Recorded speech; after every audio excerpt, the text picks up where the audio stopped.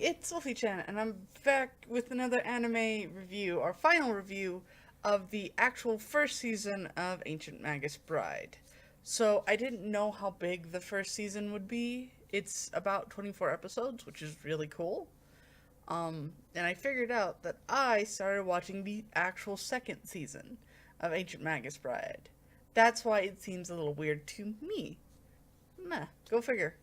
But this is going to be my final review on season 1 of Ancient Magus Bride. So there is a lot in the first season. That's why I thought it was broken up into 2 seasons. Nope, it's one big season, but it's awesome. We get to see Chisei grow, like from the very beginning to the very end, and see how she's grown. Um, I'm not going to give any spoilers to the actual end episodes because the end episodes tell a bigger story than I could even have thought.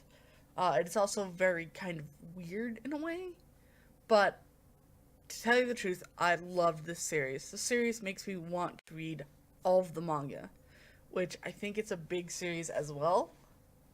I don't know how long it's running. I don't think it's like a One Piece one, but I think it's been running for a while now. But this makes me want to read it. Um, and we get to meet all these other people and creatures.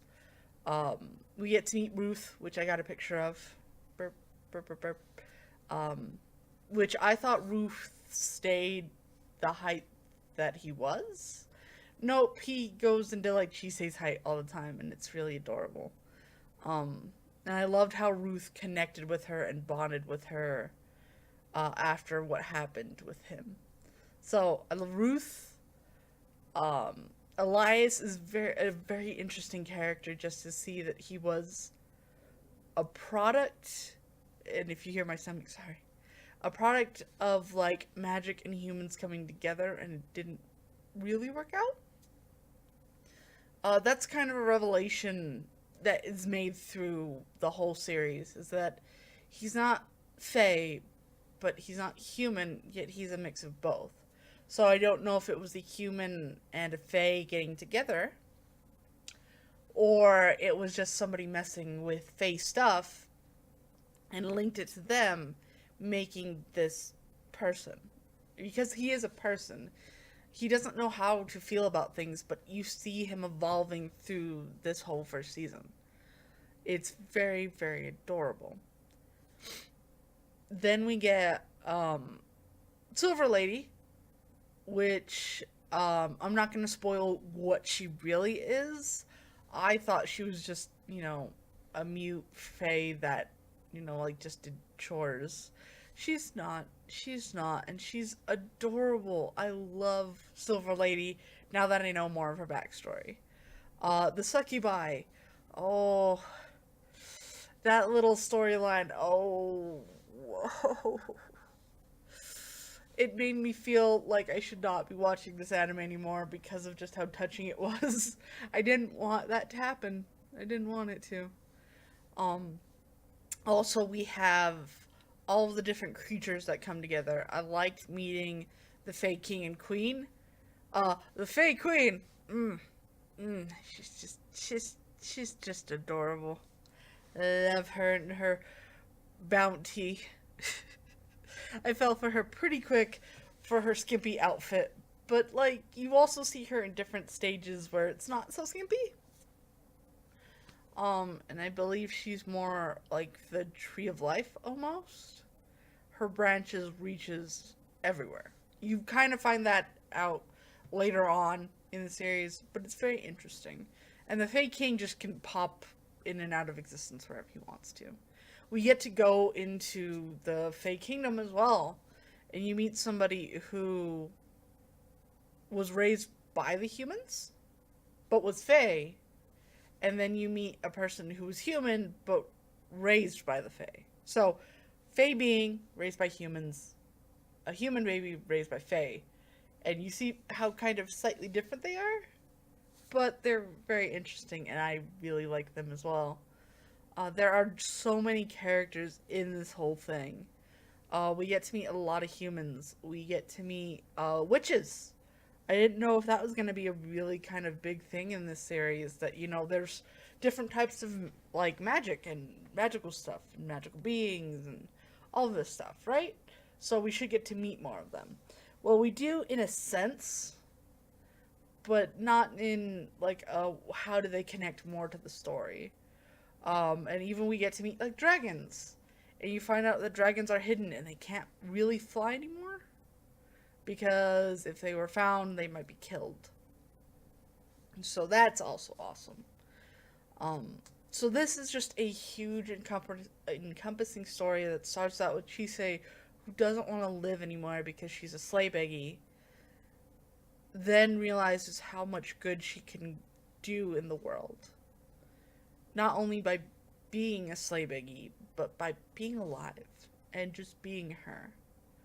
And you see Elias trying to siphon off some of her magic so it's not going to kill her. And you see the connection she makes with every person that she tries.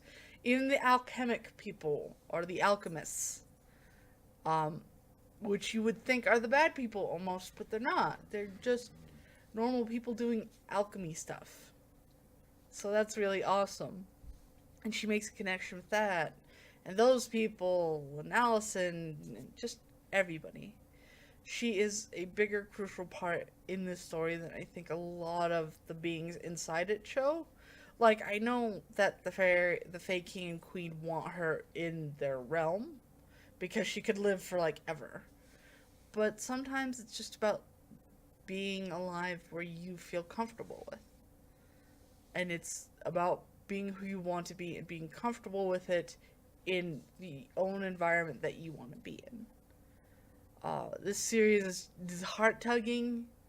It's adorable, especially as you get more to the end, like how touching it is. Oh, but I really like this series. And I do know that there's a second season coming up. I know it's supposed to be a bit different than the first series. I think we get to learn more about Chise when she was a kid.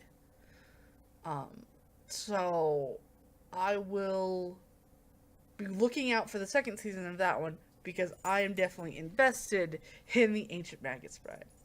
So, if you like this video, definitely leave a like. Leave it in the comment section below. Who is your favorite character in Season 1? And it could be everybody. I do admit, I do like the Fae Queen a lot. Who doesn't? Who doesn't? Especially when she first comes about on that. But I also like, as a side character that you don't get to know a lot about, this woman who is being taken by this deerman, and she's pregnant, but the reason she is she's giving new life to the year. So she gives birth to herself, almost. That's an interesting character, because you get to see her later on in the series as a kid, and being happy that she got a flower. It's really cool. But I do like the Fae Queen, even though she's a little twisted. So, if you like what you saw, definitely subscribe. I do try and do this Monday through Friday. Hopefully, as I'm taking a break from work, I will be able to do more of these videos and upload them regularly and slowly get a backlog, which would help. And if you want to follow me on Twitter or Facebook, the links are down below, especially if I go live, which I'm starting to think I will be going live more on Wednesdays, and try and do that more regularly. And I hope that you've been having a very wonderful, wonderful day. Wolfy-Chan out. Bye.